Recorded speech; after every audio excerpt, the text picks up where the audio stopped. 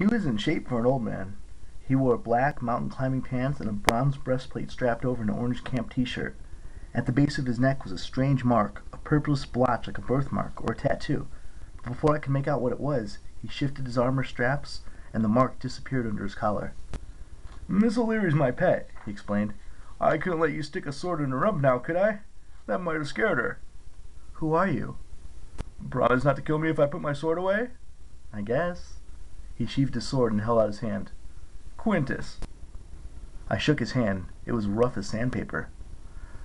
Percy Jackson," I said. "Sorry about... How did you, Get a hellhound for a pet? Long story involving many close calls with death and quite a few giant chew toys. I'm the new sword instructor, by the way. Helping out Chiron while Mr. D is away." "Oh." I tried not to stare as Miss O'Leary ripped off the target dummy's shield with the arms still attached and shook it like a frisbee. "Wait, Mr. D is away?" "Well, yeah, busy times. Even Dionysus must help out. He's gone to visit some old friends, make sure that they're on the right side. I probably shouldn't say more than that." If Dionysus was gone, that was the best news I'd had all day. He was only our camp director because Zeus had set him here as punishment for chasing off some off-limits wood nymph. He hated the campers and tried to make our lives miserable. With him away, this summer might actually be cool. On the other hand, if Dionysus had gotten off his butt and actually started helping the gods recruit against the Titan, things might be looking pretty bad. Off to my left, there was a loud bump. 6 wooden crates the size of picnic tables were stacked nearby, and they were rattling. Miss O'Leary cocked her head and bounded towards them. "Whoa, girl, those aren't for you," Quintus said. He distracted her with the bronze shield and his frisbee.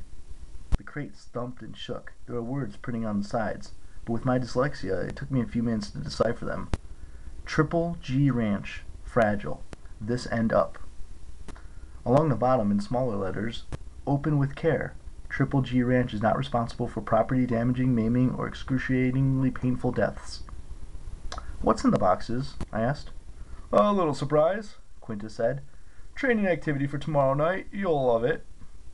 Okay," I said, though I wasn't sure about the excruciatingly painful death part. Quintus threw the bronze shield, and Miss O'Leary lumbered after it.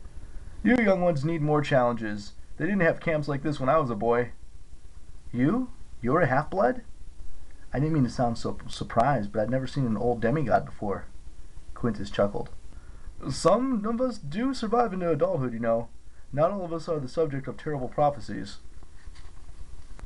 "You know about my prophecy?" "I've heard a few things." I wanted to ask what few things, but just then Chiron clip-clopped into the arena. "Percy, there you are." He must have just come from teaching archery.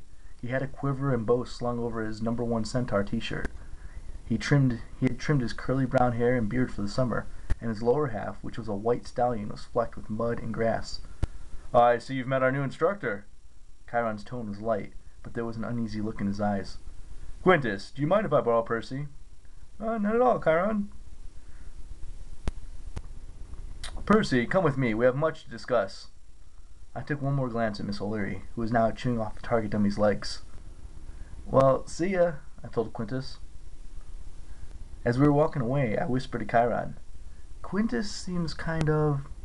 "Mysterious," Chiron suggested. "Hard to read." "Yeah," Chiron nodded. Very qualified half-blood. Excellent swordsman. I wish I understood." Whatever he was going to say, he apparently changed his mind. "First things first, Percy. Annabeth told me you met some Imposse." "Yeah, I told him about the fight at the Good and how Kelly had exploded into flames." Chiron said. "The more powerful ones can do that. She did not die, Percy. She simply escaped. It's not good that she-demons are stirring." "What are they doing there?" I asked. "Waiting for me?" "Possibly," Chiron frowned. "It's amazing you survived. Their powers of deception, almost any male hero would have fallen under their spell and been devoured." "I would have been," I admitted, "except for Rachel." Chiron nodded. "Ironic to be saved by a mortal. Yet we owe her a debt. What the Impusa said about the attack on camp, we must speak of this further. But for now, come, we should get to the woods. Grover still wants to see you there." "Where?" "At his formal hearing," Chiron said grimly. "The Council of Cloven Elders is meeting now to decide his fate."